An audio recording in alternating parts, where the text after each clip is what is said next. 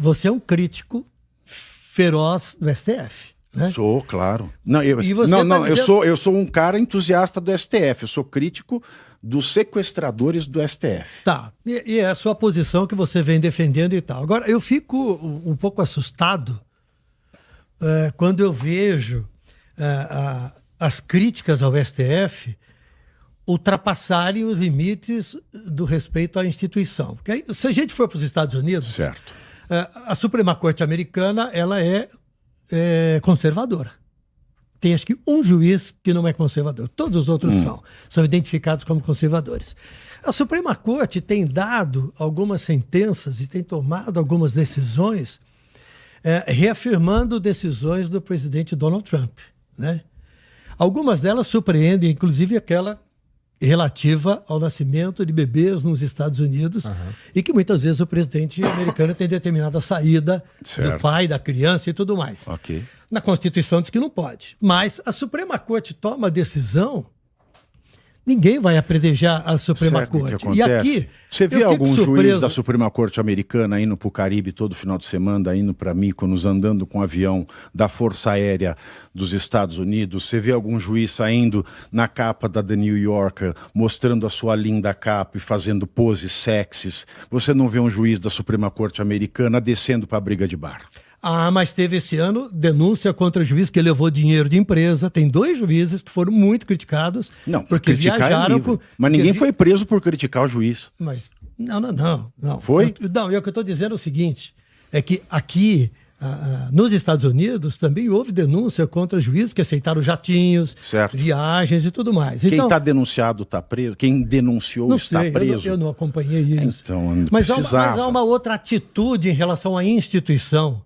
Porque nós passaremos e os presidentes também. Sim. Mas a instituição vai ficar. Exato. E ela também já foi criticada antes. Mas hoje, a virulência e a agressividade contra a instituição, eu fico olhando e falo assim, bom, se nós começarmos a destruir as instituições... Mas não somos nós. Vai sobrar o caos. Quem está atacando a instituição STF são os 11 que lá sentam, à exceção de 1, 2, se eu tiver boa vontade. Por quê? A Constituição e as leis brasileiras, elas são claras em alguns pontos.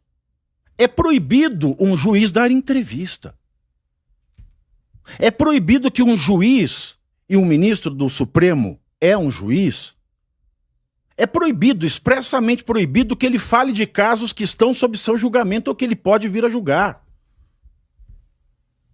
Para ficar em 3 casos. O Alexandre de Moraes deu uma entrevista longa para as organizações Globo, em que ele prejulgou quase 2.000 brasileiros. Prejulgou. Ninguém pôs um revólver na cabeça careca dele e falou, Alexandre, você vai dar uma entrevista. Não, ele foi porque quis. Ninguém obrigou, pôs um revólver na cabeça dele e falou, você vai fazer fotos sensuais para New Yorker. Como ninguém foi com um revólver na cabeça dele falar, você vai falar pro The Wall Street Journal.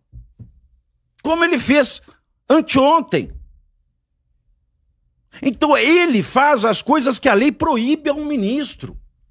E quando a pessoa que é incumbida de manter a institucionalidade desse órgão, que é o mais importante do Poder Judiciário, e ele não o faz... Quem está ferindo de morte a instituição é o ministro. E daí vem a virulência, porque um ministro não pode descer para a briga de bar. Quem já viu a foto do professor Moreira Alves no jornal? Nunca se viu. Nunca se viu. Quem é que vai num jogo do Corinthians e mostra um dedo do meio para um estádio com milhares de brasileiros e brasileiras ali, e depois ainda liga para a empresa, para o jornal O Estado de São Paulo, e diz, mande embora quem bateu esta foto, uma foto para ganhar prêmio.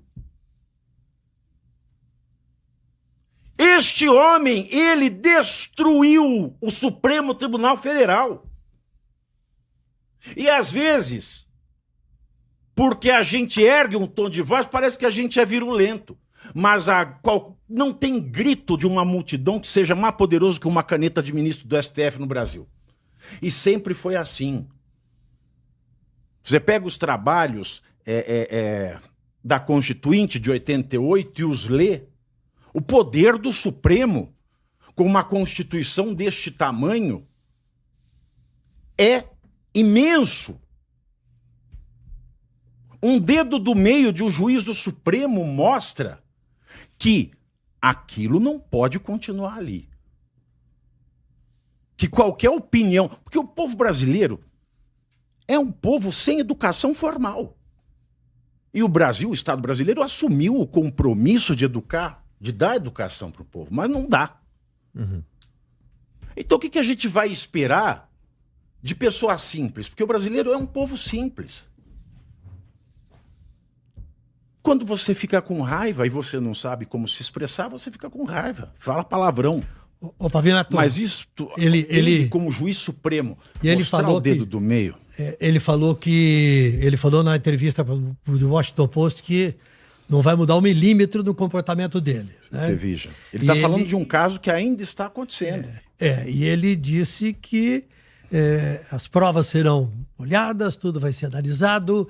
Foram ouvidos 179 depoimentos e que tudo está sendo feito de acordo com a lei. Veja, né? O depoimento do Cid.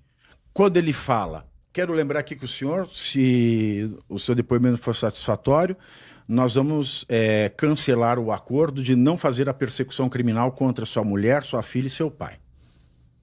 O que é isso? O que é isso? Como diria Maria do Rosário para um Jair Bolsonaro, o que é isso? O que a lei brasileira estipula em acordo de delação premiada? O acordo não poderá ter benefícios que ultrapassem o indivíduo do colaborador.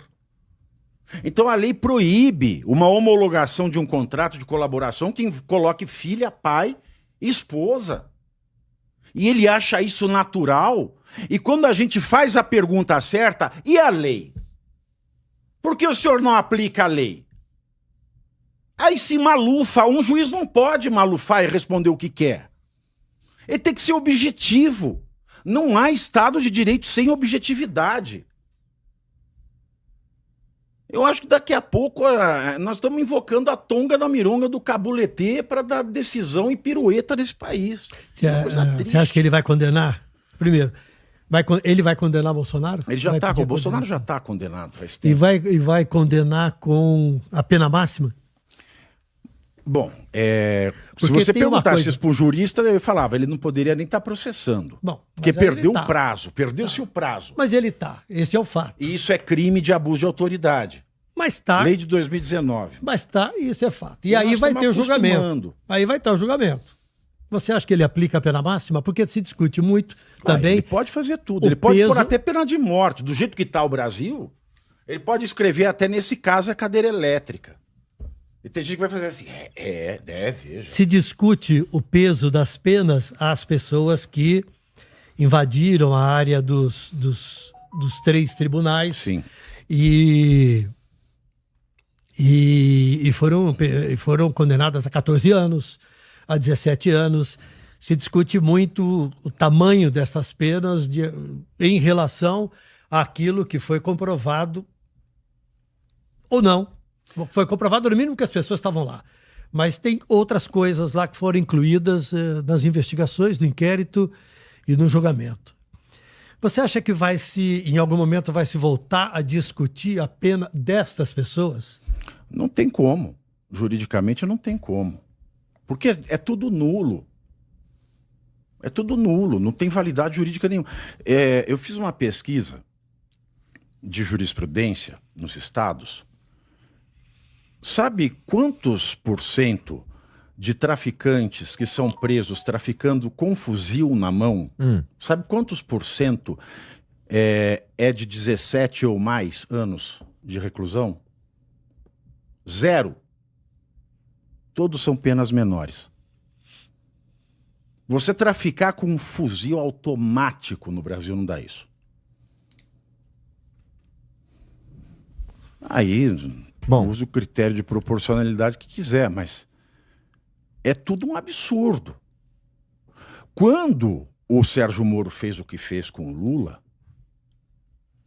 e eu passei acho que 2 anos e meio sendo chamado de comunista.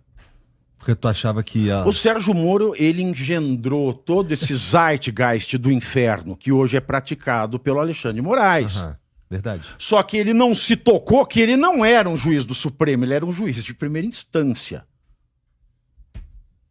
Agora, quando esse método Moro é aplicado no Supremo, aí o caos está instaurado. E sabe o que é mais engraçado de ver?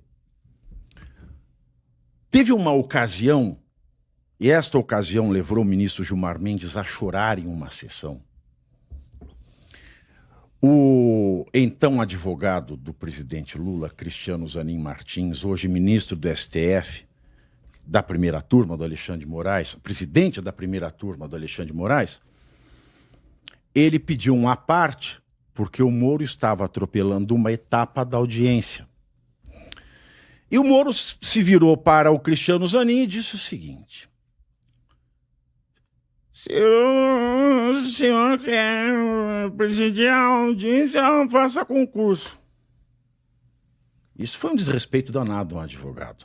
Eu, como advogado, à época, nossa, se um juiz falasse isso para mim, ele saia ascendente da audiência e eu saía preso. Mas ele falou, isso causou comoção no STJ, etc. E há algumas semanas, o advogado do Felipe Martins, na primeira turma, pediu uma parte porque o Alexandre estava editando trechos de uma conversa, e de fato está fazendo. Sabe o que o Alexandre disse para o advogado Felipe Martins? O quê? Se o senhor quiser mandar na audiência, o senhor preste concurso. Mesma coisa. E o que o Cristiano Zanin fez? Não vi, não sei. Exato. Ninguém falou nada. Exato.